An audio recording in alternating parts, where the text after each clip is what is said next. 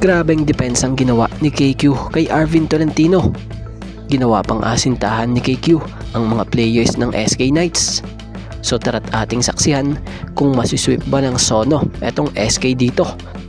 So tapatan ng dalawa nating kababayan.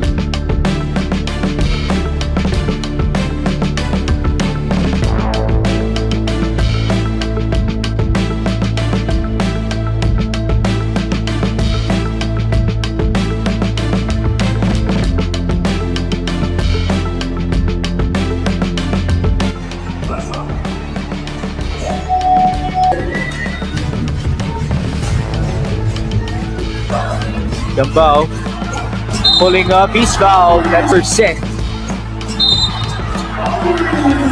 He's at 100% in this series, 6 out of 6. There you go. Has 5 rebounds to show for as well. Tanong, mababati ba? Nope. He could for a significant amount of time.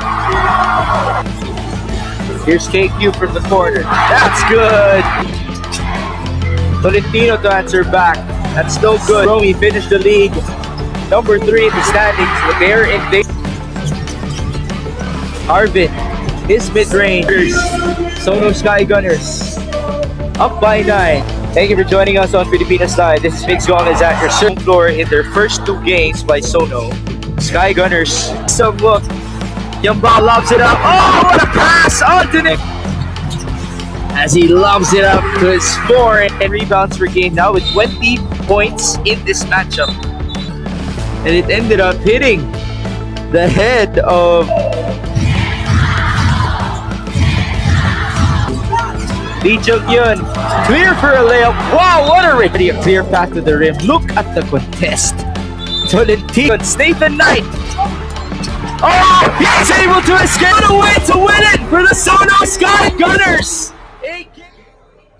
Sa huli, na-sweep nila KQ etong SK Knights kung saan andon nga po ang kababayan din nating si Arvin Tolentino.